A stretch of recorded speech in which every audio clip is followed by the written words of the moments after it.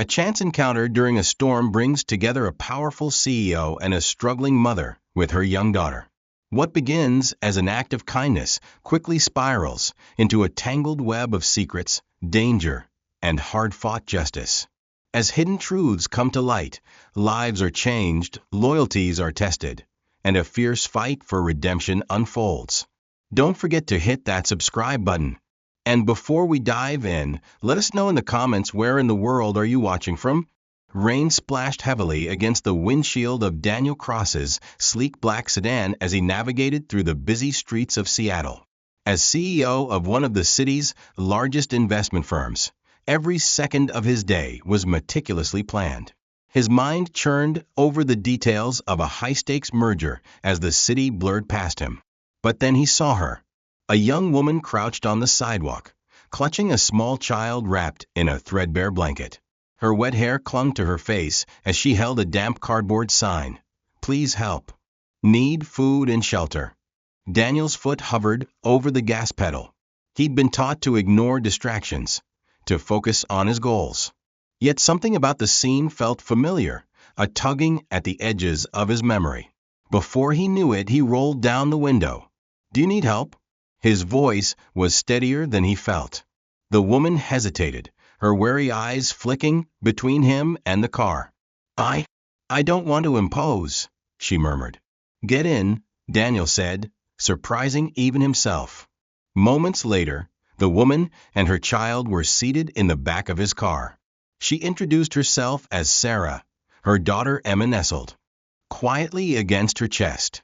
Despite her drenched and trembling form, Sarah exuded a quiet dignity that unsettled Daniel. He glanced at her through the rearview mirror. Where can I take you? Sarah looked down at Emma, then at him. Anywhere safe. Just for tonight. Without thinking, Daniel turned toward his sprawling mansion on the outskirts of the city, a place that rarely felt like home. The house loomed large as they arrived, its modern glass facade glowing warmly in the rain. Sarah's jaw tightened as she stepped inside, clearly overwhelmed by the sheer opulence. You can stay here tonight, Daniel said, placing a silver key in her hand. I'll be gone for a while. Make yourselves comfortable. Her lips trembled, but she managed a soft, thank you. As Daniel left for the airport, his mind should have been on his flight. Instead, images of Sarah and Emma haunted him, the desperation in Sarah's eyes, the innocence in Emma's small face.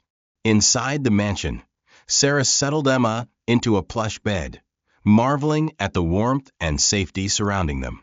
She moved quietly, exploring the space. Her fingers brushed against bookshelves and art, her sharp eyes scanning for something. A flash drive, hidden in her jacket, slipped into her hand. She hesitated before plugging it into the mansion's computer. The data loaded, but her focus was broken by Emma's soft laugh. Tears welled up as Sarah turned off the screen. She knew she couldn't let her mission interfere with her daughter's safety, but she had a job to finish. What secrets was she chasing? And why did Daniel's name appear in her investigation notes? The storm continued to rage outside as Sarah paced the expansive living room. The mansion felt like another world, warm, luxurious, and utterly alien to her. Emma slept soundly upstairs, her tiny face relaxed in a way Sarah hadn't seen in months. Sarah, however, was far from calm. She pulled the flash drive from her jacket and studied it again. The data it contained wasn't just sensitive, it was dangerous. As an investigative journalist, Sarah had spent months undercover, exposing corruption and abuse in the city's most influential circles. Her work had already placed her in peril, and her recent discoveries about Daniel Cross's company had raised even more questions. She hadn't expected to meet him, not like this. Sarah sat at Daniel's sleek desk, the glow of the computer screen illuminating her tired face. She plugged in the drive, heart pounding as folders appeared on the screen. She skimmed through financial reports, legal documents, and hidden correspondence. The deeper she dug, the more certain she became that Daniel's firm wasn't just involved in routine corporate dealings. Several transactions hinted at offshore accounts and shadowy partnerships with companies tied to environmental and labor violations. But it wasn't just Daniel's name. She found it was her late husband's. Sarah froze, her breath catching in her throat. Her husband, an environmental scientist, had died in what police ruled a car accident. But Sarah had always believed it wasn't an accident. And now, here in Daniel's files, she found emails linking his company to the failed project her husband had been working on before his death. "How much do you know, Daniel Cross?" she whispered to the empty room. Meanwhile, Daniel sat in his car just miles from the airport. His meeting had been canceled last minute, and for reasons he couldn't explain, he felt an irresistible pull to return home. The memory of Sarah's cautious gratitude lingered in his mind, and for the first time in years, he felt uneasy about leaving the house so quickly. When he arrived, the mansion was silent except for the soft hum of the rain against the windows. As Daniel walked through the hallway, a faint glow caught his attention. He followed it to his study, where he froze at the sight before him. Sarah was at his computer. "What are you doing?" His voice was calm, but the undercurrent of tension was unmistakable. Sarah spun around, her face pale. "I was looking for answers," she admitted, standing to face him. "About you. About your company." Daniel's eyes narrowed as he stepped closer. "And what exactly do you think you found?" Sarah hesitated. This was the moment of truth. She couldn't let him intimidate her, but she couldn't afford to provoke him either. "I think you already know," she said carefully, her voice steady despite the panic rising in her chest. Daniel leaned against the desk, his expression unreadable. "You're not just a homeless mother in need of shelter, are you?" "I could say the same about you," Sarah shot back. "You're not just a kind millionaire helping strangers." "What are you hiding, Daniel?" For a long moment, silence hung heavy between them. Daniel's mind raced. He knew his company's dealings weren't spotless, but he had no idea how much Sarah had uncovered or why. Finally, he spoke. "If you have questions, you should have asked. Sneaking around won't get you anywhere." Sarah stepped forward, her gaze unflinching. "You're right. So, here's my question. What do you know about the Greenfield project? And my husband's death?" Daniel stiffened at the name, the color draining from his face. "The Greenfield project?" he repeated. "What does that have to do with you?" "Everything," Sarah said, her voice trembling with anger and grief. "And I'm not leaving until I get the truth." Daniel's jaw tightened as the storm outside roared louder, mirroring the storm brewing within the mansion. His carefully controlled life was unraveling, and for the first time, he wasn't sure how to stop it.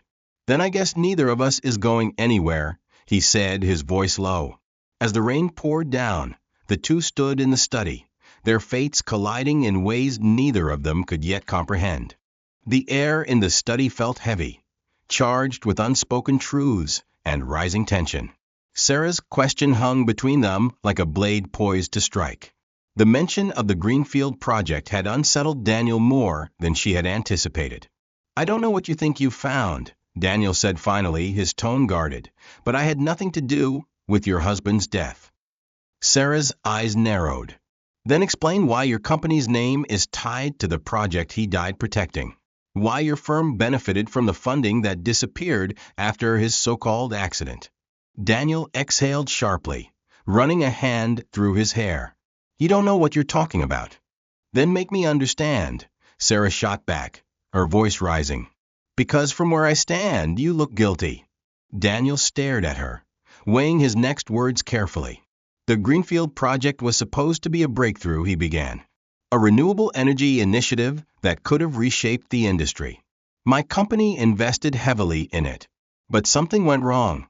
Costs spiraled out of control, deadlines were missed, and the project failed." Sarah clenched her fists. "That's not what I heard. My husband, Mark, said they were on the verge of a breakthrough, right? Before he died, he said someone sabotaged them." "Sabotaged?" Daniel repeated, his brow furrowing. "That's the first I've heard of it." Sarah stepped closer, her voice trembling with anger. Mark told me he found proof that someone on the inside was leaking information, trying to bury the project. He was going to expose them. And then he died in a car crash. Just a coincidence, right? Daniel's face darkened. Are you accusing me of having something to do with that? I'm saying your company had everything to gain by silencing him, Sarah snapped. Before Daniel could respond, the sound of a door opening echoed through the mansion. Both of them turned toward the hallway. Expecting someone? Sarah asked, her voice sharp with suspicion. No, Daniel replied, his tone equally tense. The two of them moved cautiously toward the entrance, where a tall man in a dark coat stood dripping rainwater onto the polished floor. Mr. Cross, the man said, his voice calm but firm. We need to talk. Who are you? Sarah demanded. The man's eyes flicked to her briefly before returning to Daniel. My name is Alan Reed. I'm a private investigator, and I have information about the Greenfield project. Daniel's jaw tightened. Why are you here now? Alan stepped forward, lowering his voice. Because the same people who sabotaged Greenfield are still active, and they've taken notice of you, Sarah. Sarah's breath caught.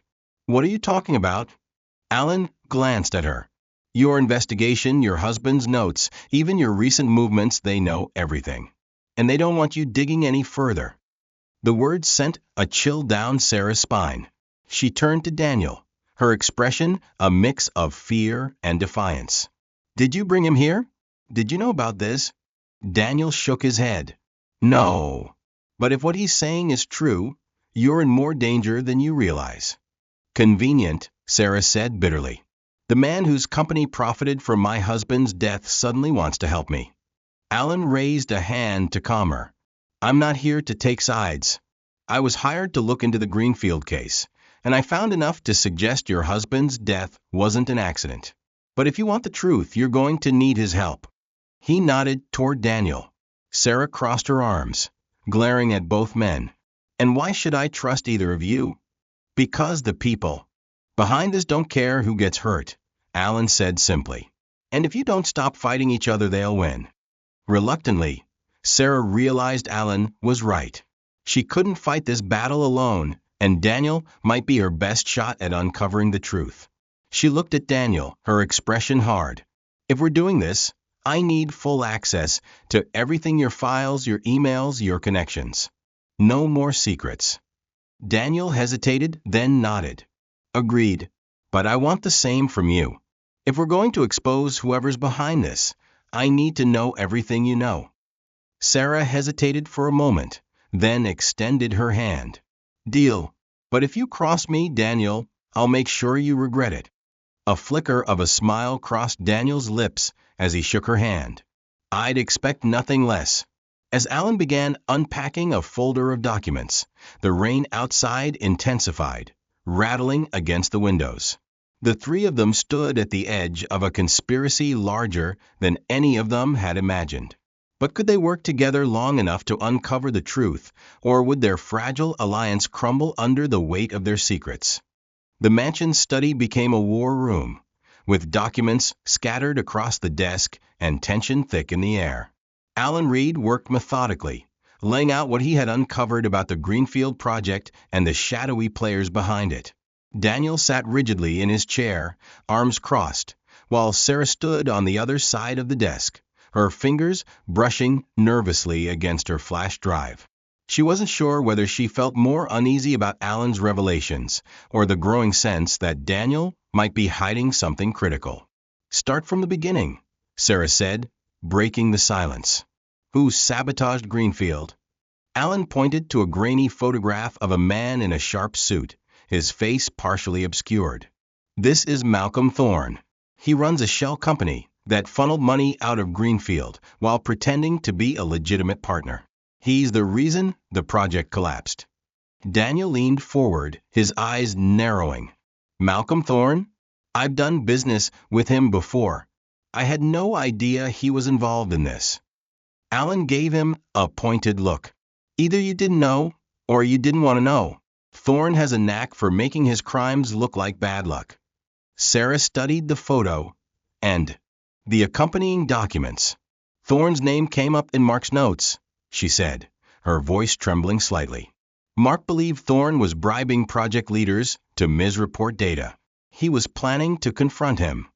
And that's likely what got him killed, Alan said bluntly. Sarah's jaw clenched. If Thorne is behind this, how do we prove it? Alan slid a folder across the table. We follow the money. These transactions tie Thorne's company to offshore accounts where Greenfield's funding disappeared. But to make the connection stick, we'll need access to internal communications emails, calls, anything Thorne didn't think to erase. Daniel frowned. That's easier said than done. Thorne is careful, and if he suspects we're onto him, Alan cut him off. He already suspects. Sarah's investigation has been on his radar for weeks. The fact that you brought her into your house has only drawn more attention. Daniel glanced at Sarah. So now we're both targets.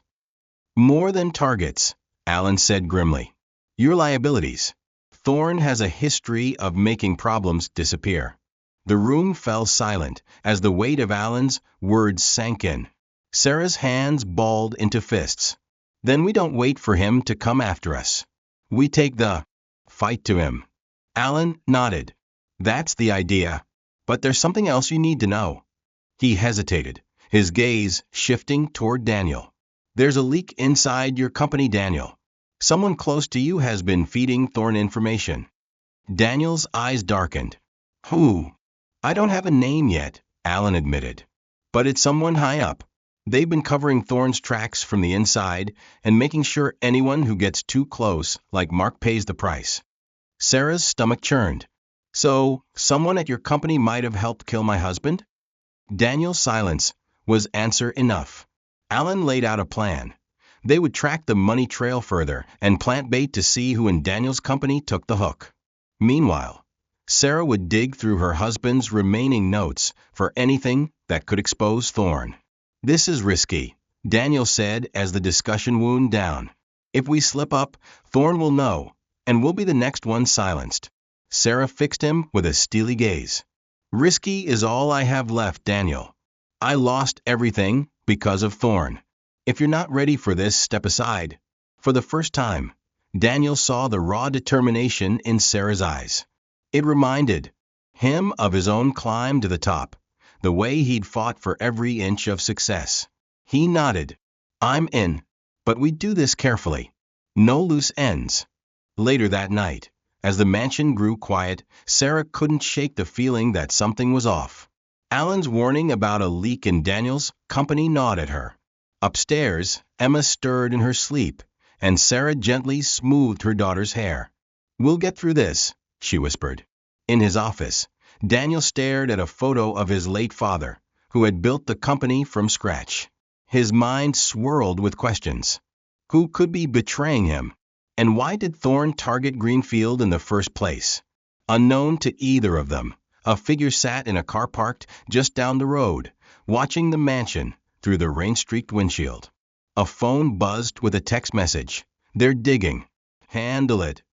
The figure nodded, their face hidden in shadow, as they started the engine. The storm outside was relentless, hammering against the windows of Daniel's mansion. Inside, the air was just as heavy, charged with tension as Sarah, Daniel, and Alan prepared to take their next steps. The plan was simple on the surface.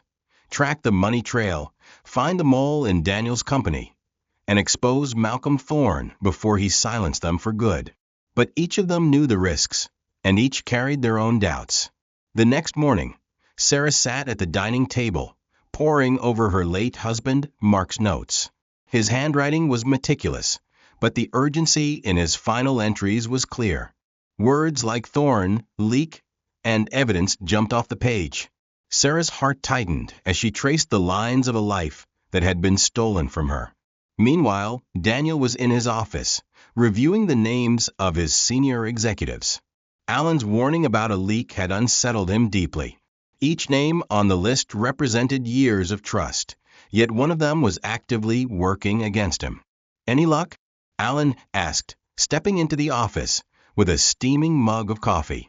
Nothing concrete, Daniel replied, his frustration barely concealed.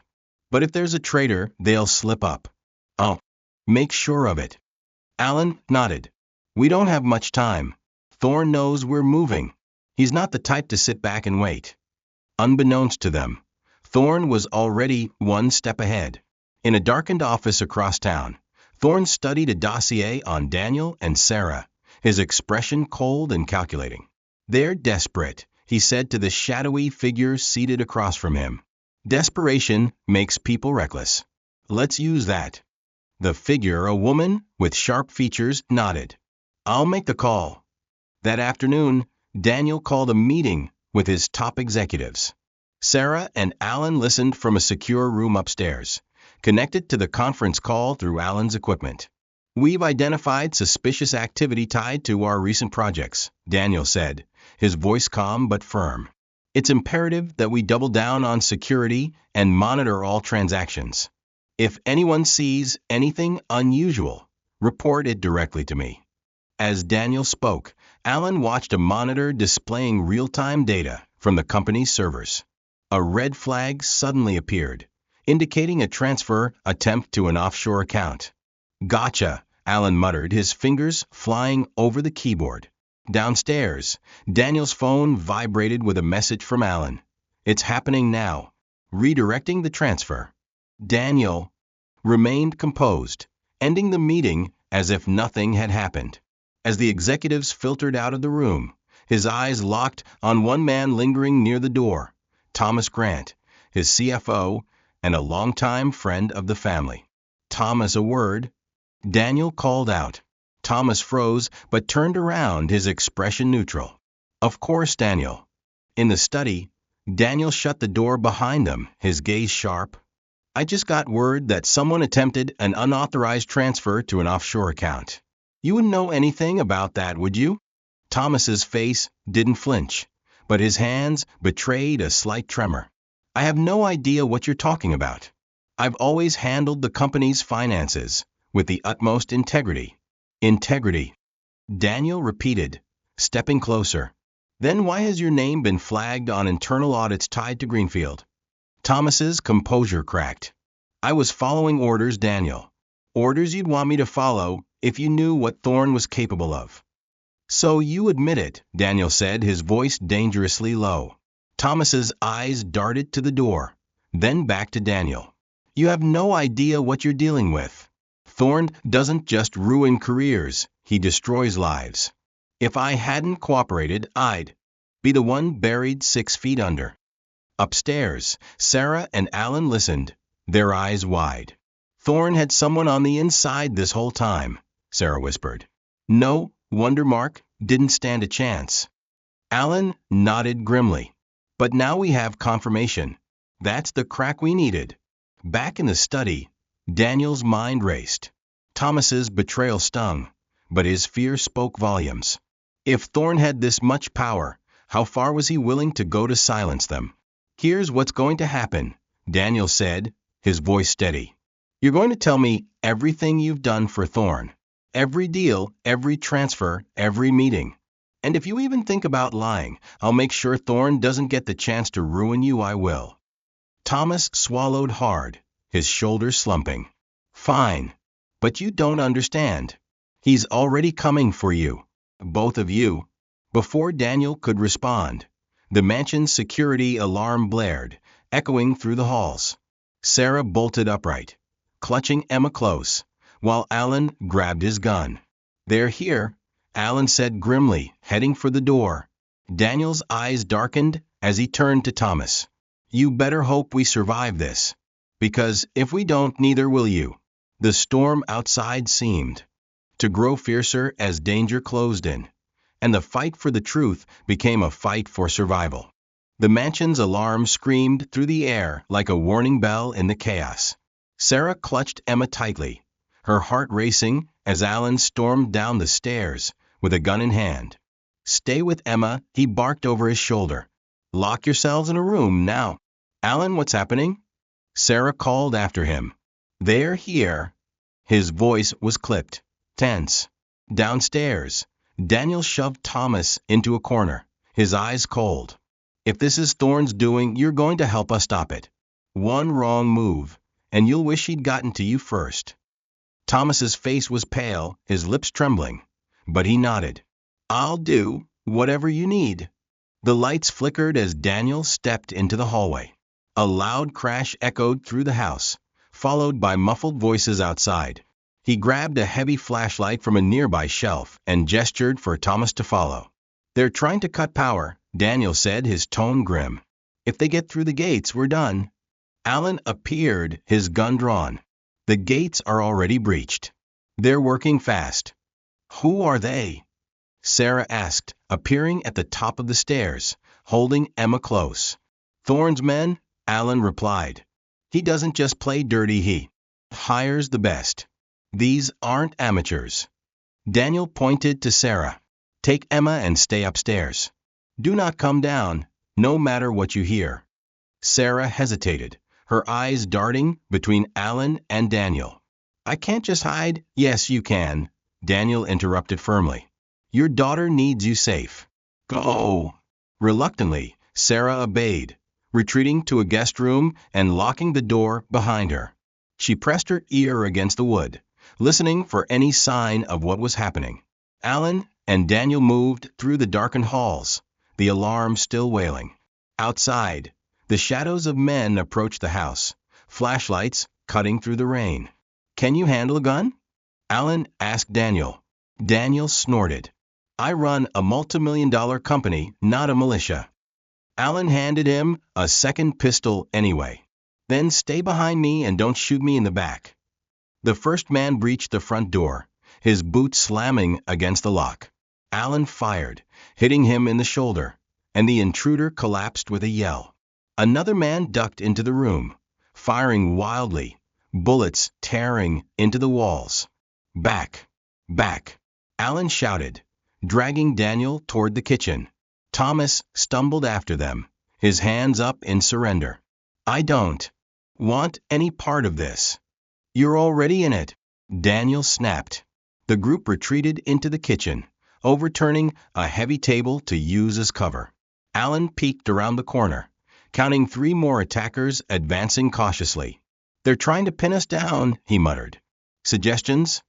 Daniel asked. Yeah, Alan said, gripping his gun tighter. Don't die. Upstairs, Sarah sat on the floor with Emma, whispering calming words as the little girl clung to her neck. The sound of gunfire below made Sarah's chest tighten. She reached for her phone, her hands shaking as she dialed 911. No service, she muttered bitterly. Thorne's men had likely jammed the signal. Her eyes darted around the room, landing on a decorative vase. She grabbed it and smashed it against the floor, pulling out a jagged shard. If they come in here, I'll protect you, she whispered to Emma, her voice shaking. Back downstairs, Alan and Daniel were outnumbered. Bullets ripped through the table as the attackers advanced. Thomas cowered behind a counter, muttering prayers under his breath. Alan reached into his jacket and pulled out a small flashbang. Cover your ears, he hissed. What are you? Daniel started, but Alan had already pulled the pin and tossed it over the table. The grenade exploded in a blinding flash, and the attackers screamed, stumbling back. Alan sprang into action, taking out 2 men while they were disoriented. Move, he barked, pulling Daniel to his feet. They darted into the hallway, Alan covering their retreat. Thomas trailed behind, his steps faltering. We need to regroup, Alan said. Where's the safest place in this house? Daniel hesitated, his mind racing. The wine cellars. It's reinforced. Then let's go. As they approached the stairs, Sarah emerged from the shadows, her eyes fierce. What are you doing? Daniel growled. I told you to stay upstairs. I'm not hiding while my daughter's life is at risk, Sarah shot back. She glanced at Alan. How bad is it? Bad, Alan replied. But we've taken out a few of them. If we can hold out a little longer, we might have a chance. Suddenly, a shadow appeared at the end of the hall. A gunshot rang out, and Thomas crumpled to the floor, clutching his leg. There in the house, Alan shouted, dragging Sarah and Daniel toward the cellar door. They reached the reinforced door just as more attackers poured into the hallway. Alan slammed it shut and locked it, the sound of gunfire echoing behind them. In the cellar, the group caught their breath. Emma whimpered in Sarah's arms, and Daniel leaned heavily against the wall, his face pale. "They won't stop," Sarah whispered. Alan checked his gun, his jaw set.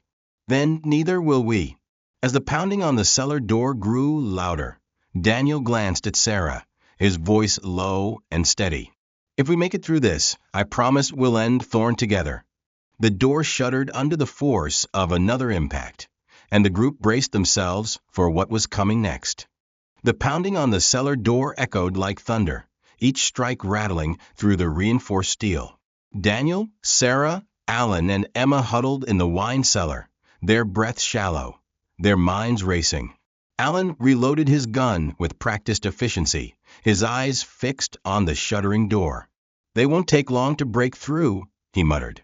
Daniel clenched his fists, his usually composed demeanor fraying. "How many do you think are out there?" "Too many for us to outlast," Alan replied grimly. "We need another way out." Sarah, cradling Emma tightly, scanned the dimly lit room. Her eyes landed on a small ventilation grate near the floor. "What about that?" she asked, pointing. Alan followed her gaze, nodding slowly.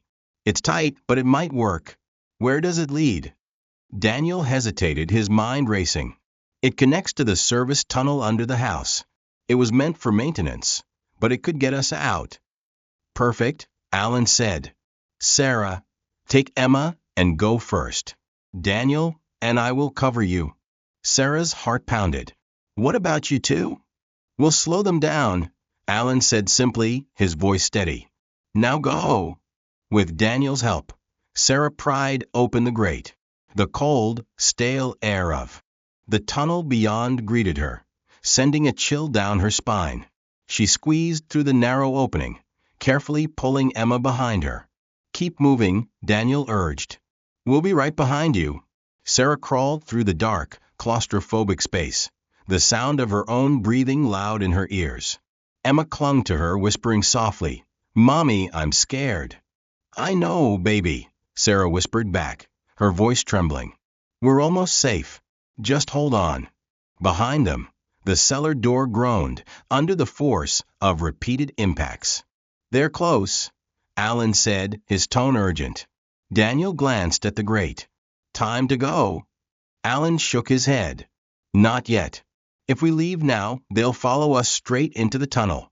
Give me 2 minutes to set a distraction." Daniel started, but Alan cut him off. 2 minutes, Alan repeated firmly. "Get moving."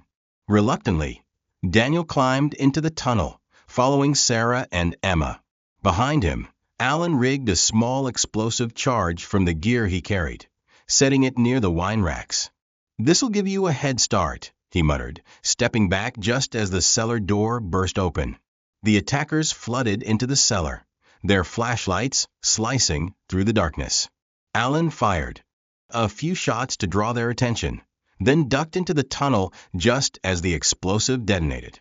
The blast sent a deafening shockwave through the mansion, collapsing part of the cellar and filling the air with dust and debris. Alan scrambled through the tunnel, coughing as he caught up with Daniel. "That'll hold them for a while," he said, his voice hoarse. "Let's hope it's enough," Daniel replied grimly. The service tunnel was cold and narrow, the damp walls pressing in on all sides. Sarah led the group, her every movement guided by a desperate instinct to protect Emma. "Where does this tunnel end?" Alan asked from the rear, his gun at the ready. "There's a hidden exit in the garden," Daniel said. "If we can make it there, we'll have a chance to escape." "And if they find it first?" Sarah asked, her voice tight. Alan didn't answer. As they crawled further, the distant sound of voices echoed through the tunnel. The attackers were searching for them. "They're in the tunnel," Alan said, his tone urgent. "We need to move faster," Daniel said. After what felt like an eternity, the tunnel opened into a concealed exit beneath a hedge. In the mansion's sprawling garden, Sarah pushed the grate aside, the cold night air stinging her skin as she emerged. She lifted Emma out, holding her close. Daniel and Alan followed, their eyes scanning the area for signs of danger. "We need to get to the car," Daniel said, pointing to the driveway. Before they could move, a beam of light swept over them. One of Thorne's men shouted, "They're here!" Gunfire erupted, bullets tearing through the garden as the group sprinted toward the driveway. Sarah shielded Emma, her heart pounding with every step. Alan returned fire, his aim precise as he took down 2 attackers. "Keep moving," he shouted.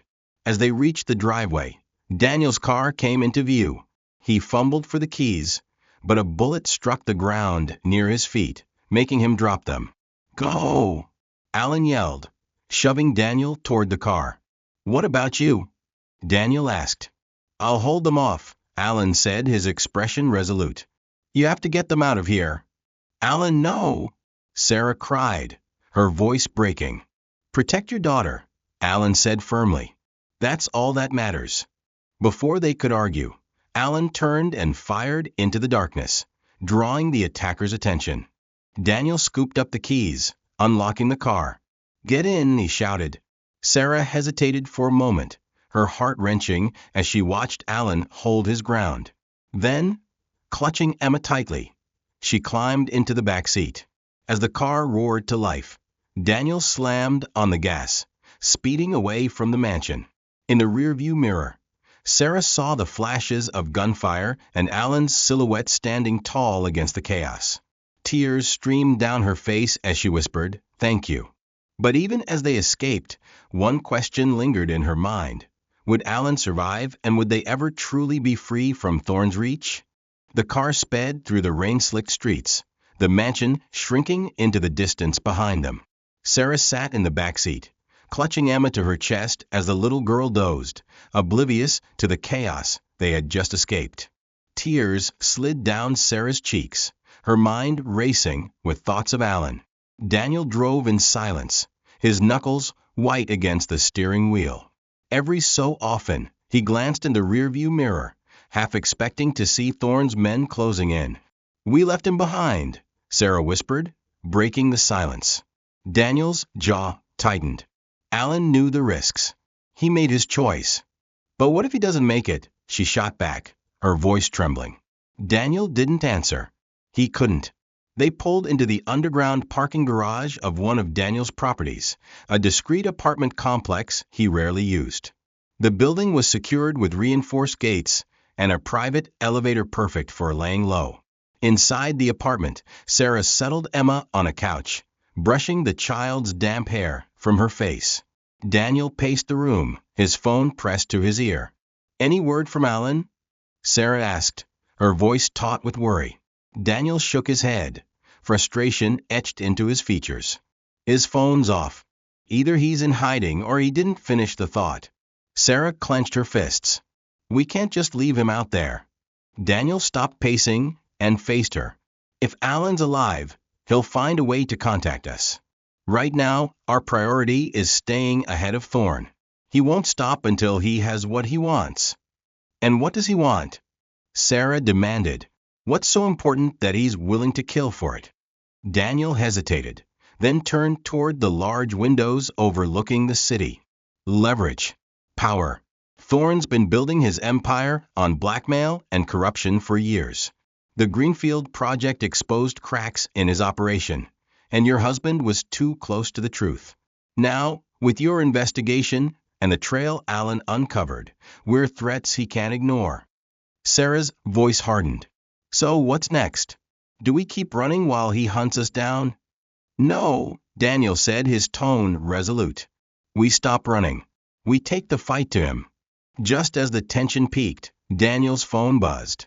He snatched it up, his eyes narrowing as he read the message. "Safe. Need time. Finish what we started." "It's from Alan," Daniel said, exhaling in relief. "What does he mean by finish what we started?" Sarah asked. "He means we go after Thorne now," Daniel replied. "Alan bought us time. We can't waste it." Sarah's eyes flashed with determination. "Then we hit him where it hurts." The plan was risky, but it was their best shot. Using the financial data Alan had gathered, Daniel pinpointed Thorne's main offshore account, a fund critical to his operations. If they could intercept a transfer or leak the account's details to law enforcement, it would cripple Thorne's network. But they needed access to Thorne's private server to do it, and that meant infiltrating his office. "You're serious about this?" Sarah asked as Daniel laid out the plan. Daniel nodded. "If we hit his accounts, it'll force him to focus on damage control. He won't have the resources to come after us." "And how do we get into his office without getting caught?" Daniel's lips curled into a faint smile. "We don't go in. We make him let us in." The following day, Sarah sat at a cafe near Thorne's headquarters, her laptop open and her heart pounding. Posing as a whistleblower from inside Thorne's organization, she sent an encrypted email to his assistant. "I have evidence tying Malcolm Thorne to the Greenfield sabotage and other illegal activities. Meet me, or I'll release everything." She hit send and waited, every second stretching like an eternity. Finally, her phone buzzed with a reply. "Tonight, 10 p.m. Come a lune." Sarah showed the message to Daniel, her stomach twisting. He took the bait. Daniel nodded. "Then it's time to finish this." That night, Sarah arrived at the designated location, a dimly lit warehouse on the outskirts of the city. Daniel waited in a nearby car, his phone linked to the small recording device Sarah wore on her jacket. "I don't like this," he muttered into his headset. "Neither do I," Sarah replied under her breath, stepping inside. The warehouse was cavernous and empty, save for a single table under a hanging light. Thorne stood beside it, his presence imposing even in the shadows. "Ms. Harper," Thorne greeted, his voice smooth and cold. "I must say, you've been quite the thorn in my side." Sarah forced herself to remain calm. "Then you'll want to hear what I have to say." Thorne's lips curled into a predatory smile. "Oh, I will. But first, let's make one thing clear. If you're lying, there won't be a second chance." Sarah swallowed hard but held his gaze. "Then let's talk." As Sarah began to speak, Daniel watched from the car, his fingers drumming nervously on the steering wheel. On his laptop, he monitored the live feed from Sarah's recording device. Suddenly, a second signal pinged on his screen, another device transmitting from inside the warehouse. Daniel's stomach dropped. They weren't alone. The tension inside the warehouse was palpable. Sarah stood across from Malcolm Thorne, her hands steady despite the flutter of nerves in her chest. The dim light hanging above them flickered slightly, casting shifting shadows across the cold, empty space.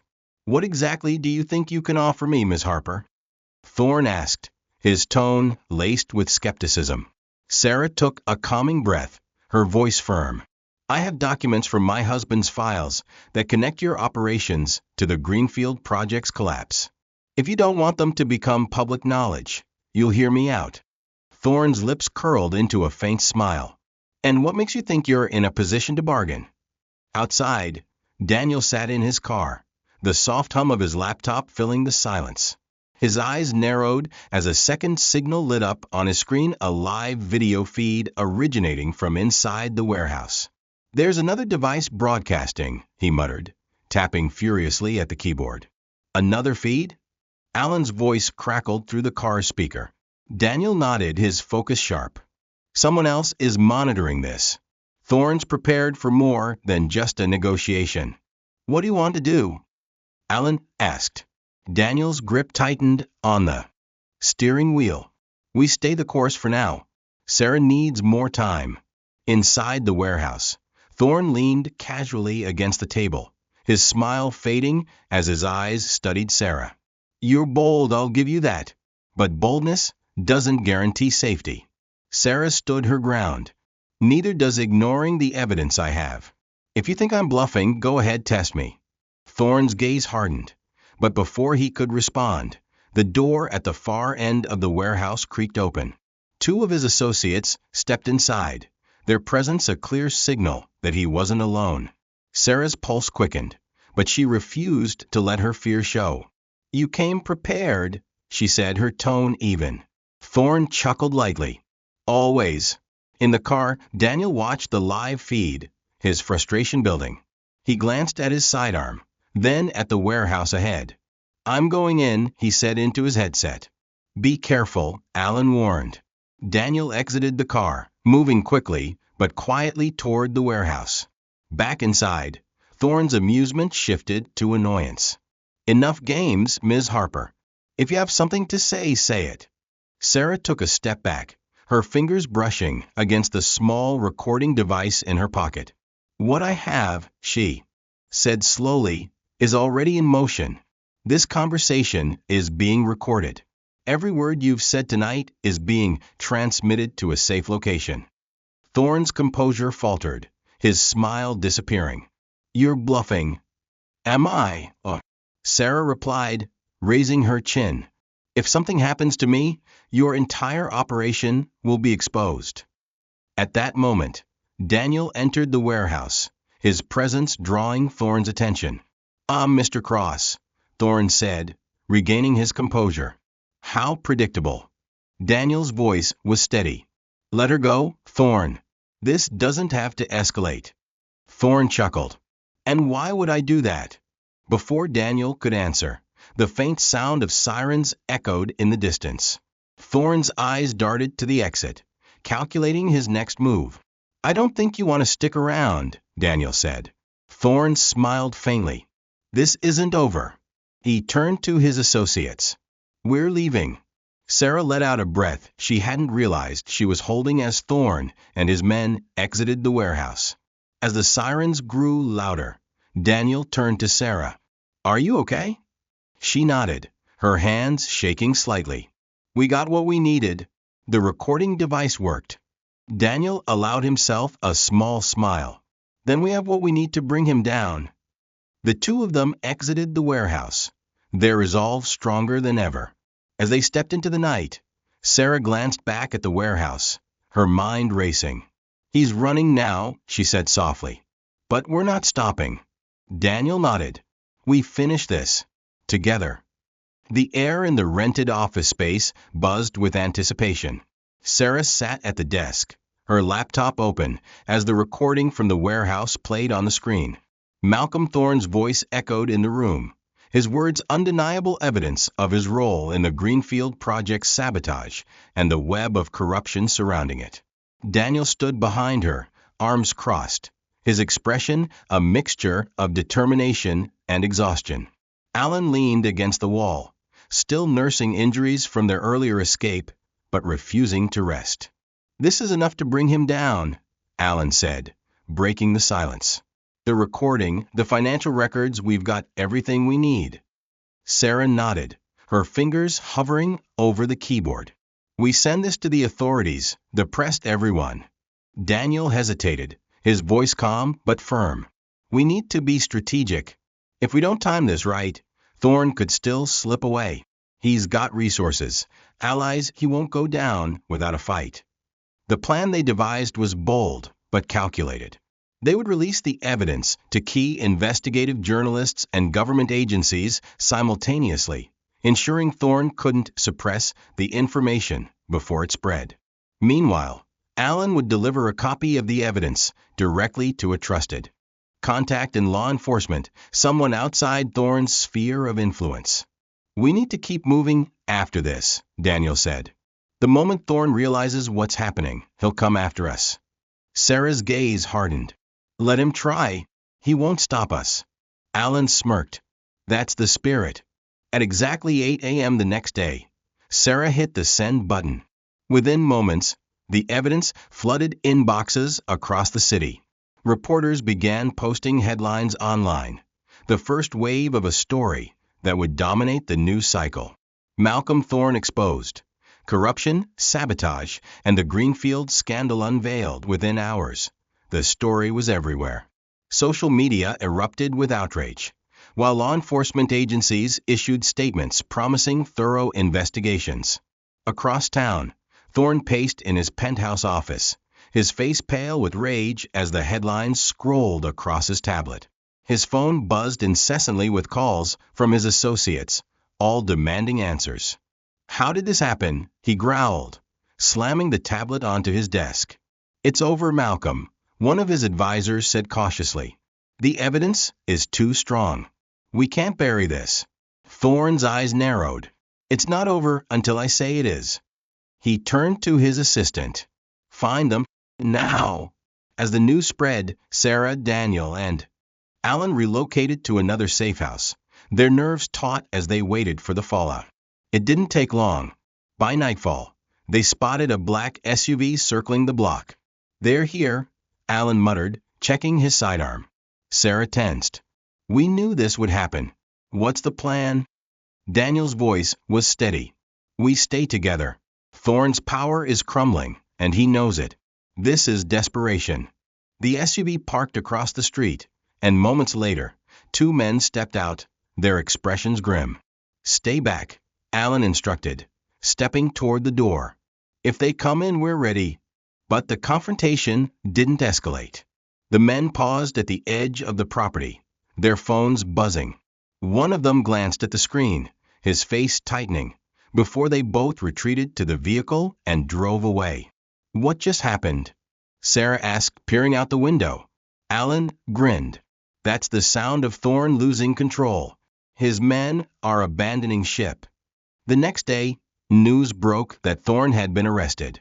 Images of him being led out of his penthouse in handcuffs flashed across every screen. The weight of his crimes, fraud, bribery, and obstruction was finally catching up to him. Sarah watched the broadcast in silence, tears welling in her eyes. "It's over," she whispered. Daniel placed a hand on her shoulder. "You did it, Sarah. Mark would be proud." Alan raised a mug of coffee in a mock toast. "Here's to justice finally." In the weeks that followed, Sarah began piecing her life back together. She secured a publisher for a memoir about her journey, determined to tell her story and honor Mark's memory. Daniel, too, found a renewed sense of purpose. He stepped away from the shadowy deals of his company, vowing to rebuild it with integrity. As for Alan, he disappeared as quietly as he'd arrived, leaving behind only a brief note. "You're stronger than you know. Stay that way." Months later, Sarah and Emma sat on a park bench, enjoying a rare sunny afternoon. Emma giggled as she played with a small toy, her laughter a soothing balm for Sarah's soul. "You ready to start fresh, sweetheart?" Sarah asked, brushing a strand of hair from Emma's face. Emma nodded enthusiastically. "Yes, Mommy." In the distance, Daniel approached, carrying a bag of sandwiches and 2 cups of coffee. He smiled warmly as he joined them. "To fresh starts," he said, handing Sarah a cup. She smiled back. "To fresh starts." As they sat together, the weight of the past began to fade, replaced by the quiet hope of what lay ahead. Thank you for joining us on this journey of resilience, justice, and hope. If you enjoyed this story, please like, share, and subscribe to the channel. Your support helps us bring you more inspiring and heartfelt stories like this one. Don't forget to leave a comment below. We'd love to hear your thoughts. See you in the next story.